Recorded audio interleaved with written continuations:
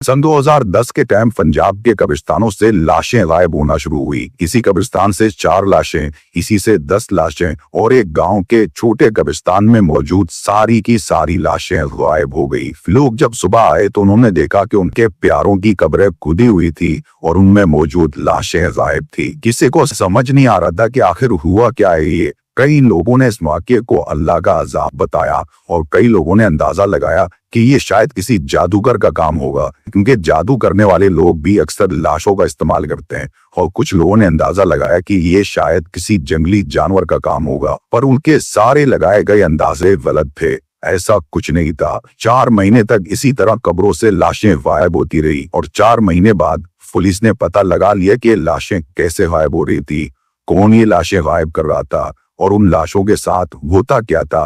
ये जानकर आपके होश उड़ गया। ये कहानी शुरू होती है 4 अक्टूबर सन 2010 को। सायरा परवीन नामी एक लड़की जो पंजाब के दरिया खान नामी एक गांव में रहती थी, वो शाम 7 बजे ट्यूशन से घर वापस आ रही थी। रास्ते में कब्रिस्तान भी पड़ता था और सायरा जब वहां से गुजर रही थी तो उसने कब्रिस्तान के अंदर एक अजीब चीज देखी। उसने देखा कि कब्रों के बीच में कोई चल रहा था और उसके पूरे जिस्म में कफन लिपटा हुआ था। वो कोई साया था या कोई इंसान था, अंधेरे में उसको ये चीज तो समझ नहीं आई, पर वो डर गई थी और डर के मारे उसने तेज तेज चलना शुरू किया और अपने घर के तरफ बढ़ने लगी। घर पहुंचकर सायरा ने ये सारी बातें अपने वालिदैन को बताई और वालिदैन ने सायरा को दिलासा दिया कि ऐसा कुछ नहीं है, ये सब तुम्हारा वहम है, और अगर वहां कोई था भी तो वो कोई इंसान ही होगा जो कब्रिस्तान में फातिहा पढ़ने आया होगा। फिर ये बात वहीं खत्म हुई। अगले दिन सायरा फिर से ट्यूशन के लिए रवाना हुई और जब उसके छुट्टी का टाइम हुआ तो इस बार सायरा वापस घर नहीं आई। वैसे तो वो शाम 7 बजे ही घर आ जाती थी,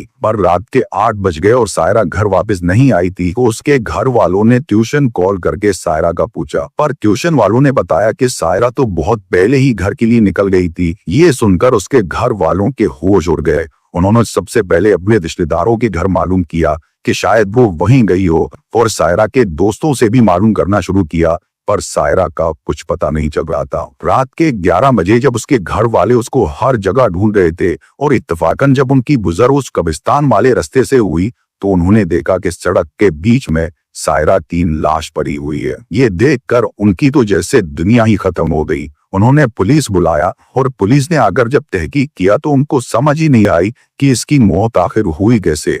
एक तरफ सायरा के वालिदैन बता रहे थे कि वो बिल्कुल सेहतमंद थी और उससे कोई बीमारी नहीं था, और दूसरी तरफ पुलिस को वहां सायरा के कदमों के निशानों के अलावा कोई निशान नहीं मिल रहा था और ना ही उसके जिस्म पर कोई मारने कूदने का या काटने का निशान था जिससे ये जाहिर हो कि इसको कत्ल किया गया है। और ये सब कुछ देखकर पुलिस हैरान थी कि इसकी मौत हुई कैसे। खैर अगले दिन सायरा के मजहबी रसूमात अदा करके उसको उसी कब्रिस्तान में दफन किया गया, पर हद तो तब हुई जब अगले दिन उसके घर वाले उसके कब्र पर फातिहा पढ़ने आए तो उन्होंने देखा कि सायरा की कब्र खुदी हुई थी और उसकी लाश कब्र से गायब थी। ये देखकर उनके होश उड़ गए। उन्होंने फौरन से अपने सभी रिश्तेदारों और फैमिली मेंबर्स को कॉल किया और कब्रिस्तान बुलाया, और जो भी फैमिली मेंबर कब्रिस्तान आता और ये खाली कब्र देखता वो हैरान हो जाता। उन्होंने बहुत ढूंढा, पुलिस को भी इन्वॉल्व किया, पर उनके हाथ कुछ नहीं लगा। सायरा की वो अचानक मौत होना और उसके कब्र से उसकी लाश का गायब हो जाना,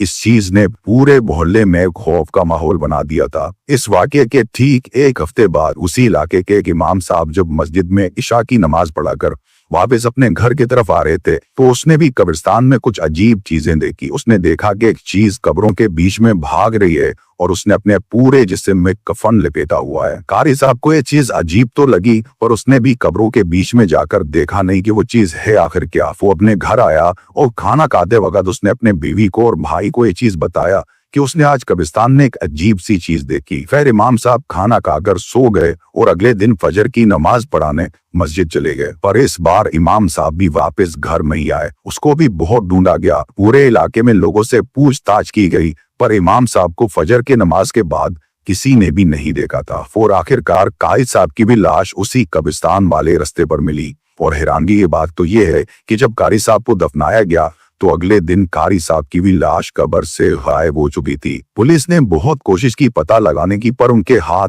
कुछ नहीं आ रहा था। उन्होंने पूरी पूरी रात कब्रिस्तान में भी गुजार कर देखी, पर उनको कोई इंसान या कोई भी ऐसी मखलूक नजर नहीं आई। तो असल में उस गांव में हो क्या रहा था, लाशें गायब कैसे हो रही थी, इस चीज ने सबको परेशान करके रख दिया था। लोगों ने अपने प्यारों को दूर दराज के कब्रिस्तानों में दफनाना शुरू किया, उनकी कब्रों को फौरन से पक्का करना शुरू किया और ऐसे कब्रिस्तानों में अपने प्यारों को दफनाना शुरू किया जहां प्रॉपर कोई चौकीदार हो कब्रों के हिफाजत के लिए, और जहां से कोई भी लाश गायब हो जाने का वाकया रिपोर्ट ना हुआ हो। खैर, कुछ दिन तक तो पुलिस ने भी खूब इन्वेस्टिगेशन किया, पर एक भी सबूत हाथ ना आने पर पुलिस ने भी हार मानकर इस केस को रफा दफा कर दिया। अगले 1 महीने में उसी कब्रिस्तान वाले रास्ते में सेम उसी तरह 2 लोगों की मौत हुई, और उनको भी जब दफनाया गया तो उनकी भी लाशें कब्रों से गायब हो गई थी। अब लोगों को भी समझ आ गया था कि मसला इस कब्रिस्तान वाले रास्ते का है, इसलिए लोगों ने उस कब्रिस्तान वाले रास्ते से आना जाना ही छोड़ दिया था। लोगों ने उस गाँव में अकेले घूमना बंद कर दिया।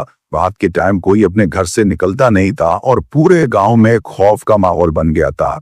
हर कोई इस चीज से डरा हुआ था। एक दिन नासिर नामी एक बंदा जो उसी गांव में रहता था, उसने पुलिस को कॉल करके एक आम सी शिकायत की कि उनके गली में एक घर है जो ज्यादातर तो बंद ही रहता है, पर उस घर से एक अजीब सी बदबू आती है जिससे पूरे गली वालों को उससे तकलीफ होती है और उस गली में रहना मुहाल हो गया है। पुलिस जब वहां पहुंची तो उन्होंने देखा कि पूरे गली वाले पहले से ही उस घर के बाहर मौजूद थे और उस घर के बाहर एक रश सा लगा हुआ था। पुलिस ने जब उस घर में दस्तक दी तो उस घर से एक बंदा निकला। उसने अपना नाम आरिफ अली बताया और उसने बताया कि वो और उसका बड़ा भाई इस घर में रहते हैं। खैर, पुलिस ने उनसे कहा कि उनको घर की तलाशी लेनी है। ये सुनकर ही आरिफ के चेहरे का रंग उड़ गया। उसने पहले तो पुलिस को मना किया, अंदर घुसने की इजाजत नहीं दी, पर जब पुलिस ने उसकी बात ना मानकर जबरदस्ती अंदर घुसने की कोशिश की तो उसने फौरन से दरवाजा बंद किया और अंदर से कुंडी लगा ली। ये देखकर पुलिस को वो बंदा अजीब सा लगा। उनको शक हुआ कि जरूर ये बंदा अंदर कुछ छुपा रहा है, इसलिए 2 पुलिस ऑफिसर्स ने वो दरवाजा तोड़ा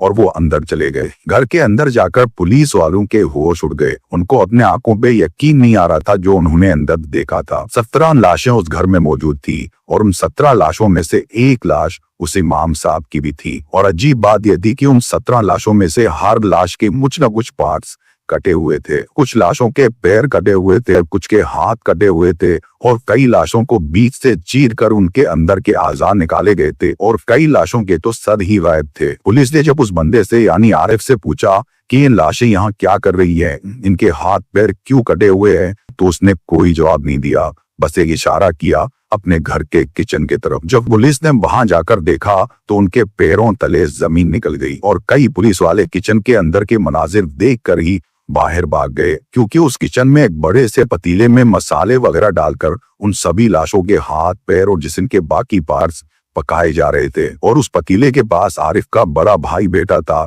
जो उस पतीले में से इंसानी गोश्त निकाल निकाल कर खा रहा था। पुलिस ने उन दोनों भाइयों को अरेस्ट किया और उनको थाने ले गए।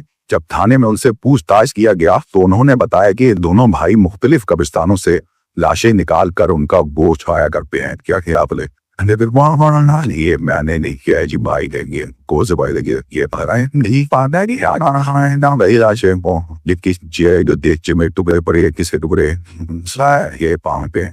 पर इन्होंने कहा कि जो बंदा रात के टाइम लोगों को कब्रिस्तानों में दिखता था और उसको देखने के बाद लोगों की मौत हो जाती थी, वो ये दोनों भाई नहीं हैं। ये दोनों भाई तो सिर्फ कब्रें खोद कर लाशें निकाल कर उनका गोश्त खाया करते थे, उन्होंने किसी का कत्ल नहीं किया। असल हैरानगी की बात तो यह है कि उन दोनों भाइयों को जब अगले दिन कोर्ट में पेश किया गया तो पाकिस्तान के आईन में आदमखोरों के लिए कोई सजा ही मौजूद नहीं थी। मतलब अगर कोई शख्स किसी जिंदा इंसान को कत्ल करता है या उसको नुकसान पहुंचाता है उसके लिए तो सजाएं मौजूद थी, पर पाकिस्तान के कानून में उस टाइम किसी मुर्दा इंसान के गोश्त खाने पर कोई सजा ही मौजूद नहीं थी। इसलिए कोर्ट ने उन दोनों भाइयों को कब्रिस्तान और मुर्दे इंसानों के तौहीन के जुर्म में 2 साल कैद की सजा सुनाई। 2 साल तक वो दोनों भाई जेल में रहे और 2 साल तक ना तो उस कब्रिस्तान वाले रास्ते में किसी की मौत हुई और ना ही किसी कब्र से कोई लाश गायब हुई। लोगों ने भी सुकून का सांस लिया और वो उम्मीद कर रहे थे कि ये दोनों भाई अब सुधर कर वापस आएंगे, पर ऐसा नहीं हुआ। जेल में भी वो दोनों भाई रात के टाइम मुख्तलिफ कैदियों पे हमला करके उनके हाथ पैर और गर्दन पर अपने दांतों से काट कर गोश्त खाने की कोशिश करते थे।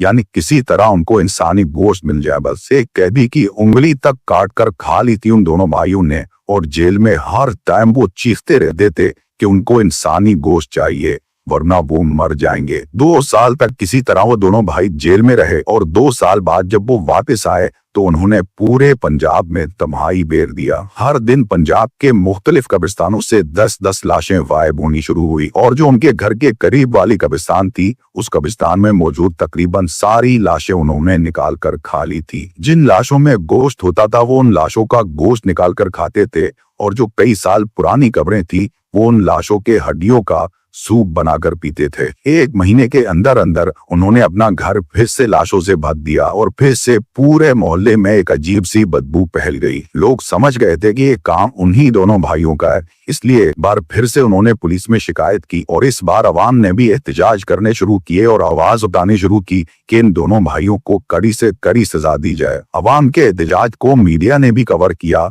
और इस तरह पंजाब के एक छोटे से गांव का मसला अब पूरे पाकिस्तान का मसला बन गया था। पाकिस्तान भर से लोग इनकी मुखालफत करने लगे और गवर्नमेंट से अपील करने लगे कि इनको फांसी दी जाए। इसलिए पुलिस ने भी इस बार इन दोनों भाइयों पे कोई तरस नहीं खाई। इनकी सही से रिमांड ली गई तो पता चलता है कि रात के टाइम कफन पहनकर कब्रिस्तान में घूमने वाले भी ये दोनों भाई ही थे, और जितने भी लोगों का कत्ल उस गाँव में हुआ था वो भी इन दोनों भाइयों ने ही किया था। उन दोनों भाइयों ने पुलिस को ये भी बताया कि उन्होंने एक दिन में 10 इंसानी लाशों को भी काट कर खाया है।